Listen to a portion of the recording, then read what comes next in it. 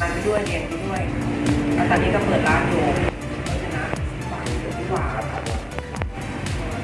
สวัสดีค่ะ วันนี้เราจะมาสัมภาษณ์กับนักเรียนนักศึกษาเก่าของสถาบันโรงเรียนเสริมสวย The Yes Beauty Academy นะคะ เชิญคุณพี่แนะนำตัวหน่อยค่ะ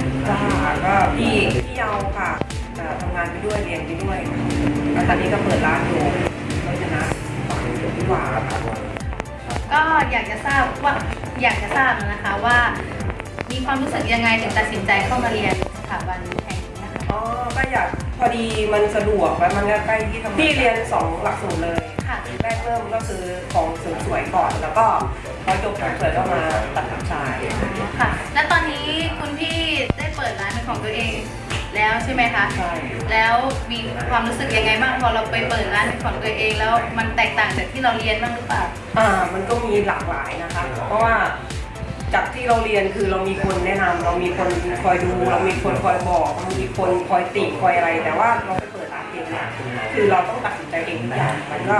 เป็นอีกส่วนหนึ่งที่เราจะต้องปรับตัวให้มันเข้ากับอะไรเงี้ยเข้ากับ